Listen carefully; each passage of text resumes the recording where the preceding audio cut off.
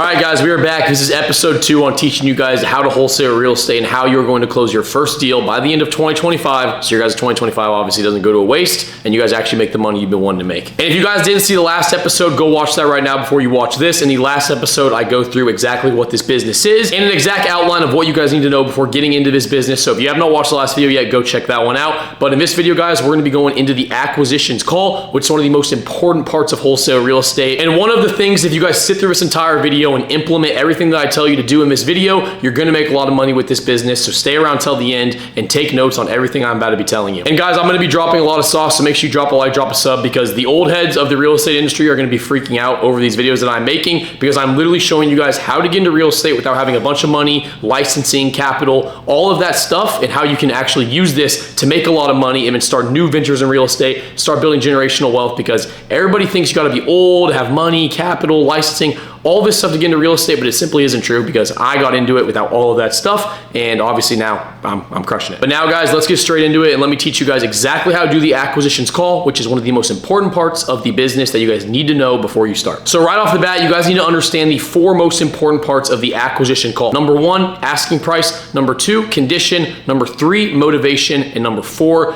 timeline. So let's break down all 4 of those right now, because this is what you guys need to know, and this is the stuff that is actually going to get you to putting money in your account. All right, number 1, the first thing you need to do when you get on a call with a seller is the asking price. You need to ask them how much they want to sell their property for. And sometimes when you're calling someone, they might be a little bit weird, like, why are you asking me how much of my property? You're the one calling me, give me a price. And you guys need to understand, whatever price they have, it's going to fall between some range. Like, obviously, if you offered them $1 million for their house, they're going to say yeah. If you offered them $5,000 for their house, they're going to say no. So they fall somewhere between that range. So you guys need to figure out what type of range they're in, give them a high, give them a low, and then understand where they're at. And then from there, pry an asking price out of them. So first things first, you guys have to get that asking price. And then once you get the asking price, we'll move into the second part of the call, which is condition. And now, guys, with condition, one of the things you need to understand is you need to be asking open-ended questions. You guys need to have the seller be the person talking. You don't want to be rambling on the whole time, sounding like a robot, being like, okay, so what type of shape is this in? What type of shape is this in? No, a great way to start it out that I always like to do, and a lot of my students like to do, that I help teach how to wholesale real estate, is we like to ask questions like, if you had to rate this property 1 out of 10, where would you put it at? This gives them the time to give you a rating, and usually when they give you a rating, they'll be like, okay, the property is like a 6, and you can be like, okay, so what makes you say this property is a 6? And then once you say that, that'll take them rambling on into what things they think should be better and what things they think are pretty bad about it. And that's like one simple question that can kind of get them going off on a rampage of all these different things about their property and giving you all these different answers. And then obviously one of the super simple questions you guys want to ask is like the bed, bath, square footage of the property, and then things like how old is the roof, starting big with things like that, and then slowly niching down into the more itemized things of their property, and actually just getting all the details you guys need to know, because asking questions like this and then niching down actually gives you a very good representation of what type of condition this property is actually in, and then that's going to help you guys make more accurate offers and not waste your time, not waste the seller's time, and actually get you making offers that make sense and are going to make you money. And guys, this part of the call should be anywhere from 5 to 10 minutes long. You want to start having like a genuine conversation with this seller. You need to realize that this person is selling you their property. Like, they want to talk to someone, they want to feel like they're talking to a human, they don't want to feel like they're talking to some robot, someone that doesn't care about them at all, someone that just simply wants to buy their property and make money off of it. So when you're having these conversations, guys, feel free to like crack a joke or go off topic a little bit, but at the same time, you want to keep them on the path of going through the condition and answering all the questions that you need answered. You don't want them to go on like a rambling spree about something random for like 20-30 minutes, because that's just kind of going to waste your time. So like I said, spend like 5 to 10 minutes on the condition, really get a lot of detailed notes and get down to everything that you need to know to give them an accurate offer and actually know what their property is worth and know what current state that property is in. But once we finish that, we get into what is the most important part of the call, which is asking the seller what their motivation is. And guys, you never want to just be like, yo, what's your motivation to sell your property? No, you want to be having like a bit of a conversation with them. And obviously this comes after you're asking all these condition questions.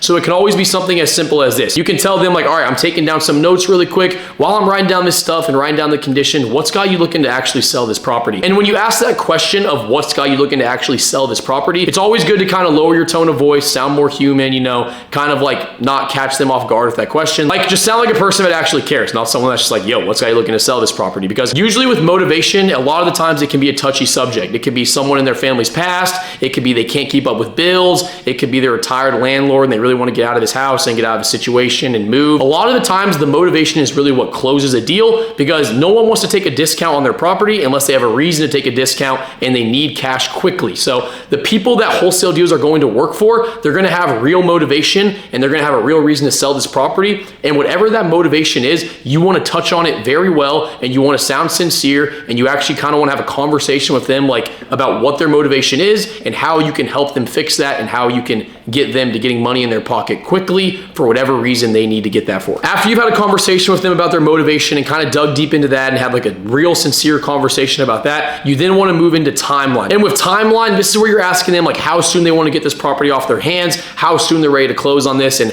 how soon they're actually ready to get this deal done with. And this is going to be where you're going to be wrapping this call up. Obviously with timeline, guys, you want to be a thing where like they want to get this deal done within the next 30 to 60 days, because obviously you're wholesaling, you don't want them to want to sell in like a few months. Like you want them to actually want to sell right now. And then from there, you're going to wrap this call up right there. And at the end of your call, when you are wrapping your call up, you're going to want to schedule an offer call with them. So to wrap this call up, you're going to want to schedule an offer call. So you're going to let them know, hey, I'm going to get with my underwriting team. We're going to see how much we can do on this property. Is it cool if I give you a call back tonight around 6 p.m. to present you with an offer? This gives you time to do research on the property, go through all your condition notes you have and see how much like repair cost the property is going to take, and then also compare some comps with the property to know how much you can offer, how big your assignment is going to be, and then give them a call back later to present that offer. This also builds some professionalism because obviously you're going back to talk to your team, your underwriting team, and you're gonna get back with them later for an offer. So make sure you guys always do this at the end of your call. I hope you guys are taking notes, because if you implement all of this, this is gonna make your guys' acquisitions calls incredibly good. And you guys need to understand, if you can have good acquisition calls, you're gonna crush it with wholesaling, especially if you implement what I'm gonna be going over in the next few episodes, which is things like marketing, dispo,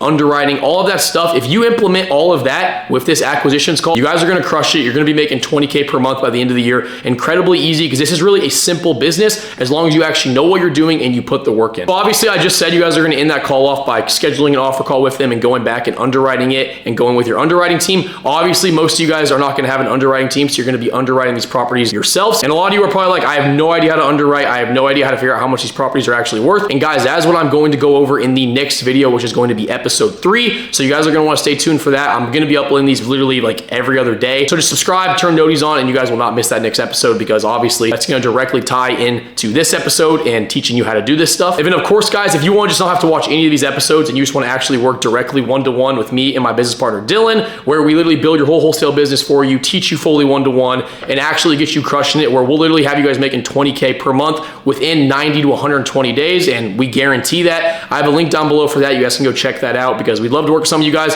We have a few spots open, so if you guys want to be a part of that, go down below, apply, and if you guys make it, you'll get a call from either me, myself, or my partner, Dylan. But yeah, guys, that's going to be it for this episode. Hopefully you guys took some notes, and hopefully you guys learned something from this, because you guys seriously can make a lot of money with this business. It's a great opportunity, and right now everybody is closing deals, so you don't want to be the one guy missing out. So yeah, if you have any other questions, drop a comment down below, drop a sub, and I'll see you guys in episode 3. Peace out.